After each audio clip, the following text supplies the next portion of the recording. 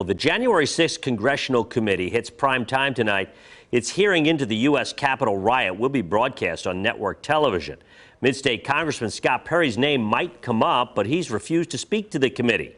He did, however, speak to me today. The American people need to hear the truth about the greatest attempt to overthrow our government, obviously in my lifetime and your lifetime. Democrats like Madeleine Dean say democracy hangs in the balance. Republicans like Scott Perry call the committee illegitimate and the televised hearing a political hit job. This is a made-for-TV production to try and tug at your heartstrings and to try and change your opinion of what the facts are. You're not going to see both sides of the story. Do you not have legitimate intellectual curiosity as to what happened, why it happened, and how it happened? Sure, I do. Absolutely. I think we all do, Dennis. This is a narrative that is being promoted for one side, by one side, for one reason. Sure, we have curiosity. But Perry, who was the first to officially challenge the certification of Pennsylvania's electors and who has continually questioned PA's election law, has ignored the committee's subpoena to testify. If they throw out all these ballots, Mr. Perry should not have been sworn in. There must have been such massive fraud that we couldn't trust his own election. It's illogical. It's based on fealty to a failed president.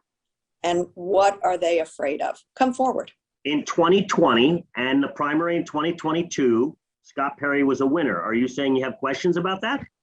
I do have questions. He thinks he won by a greater margin than what's been reported. He also says he met with Donald Trump this week to discuss what he calls Biden's failed policies. He insists the January 6th committee's mission is to demonize the former president. And make anybody that either voted for President Trump or supported his policies is now vilified and canceled and banished and silenced. These guys are running scared because they have pledged fealty not to our Constitution, not to our electoral process, but to an autocrat who is a failure. The committee has text messages from Perry and know of meetings with Trump officials who were trying to overturn the 2020 election. A Dillsburg congressman is in the middle of this national story. Should his constituents expect more unflattering things to come out? I'm sure it's going to be unflattering, but it's likely to be untrue, or at least it's going to be a mischaracterization for the purpose of destroying reputations and besmirching people. Scott, you're a very forceful advocate for yourself, as I'm hearing. Why not just show up at the committee and do that very same thing?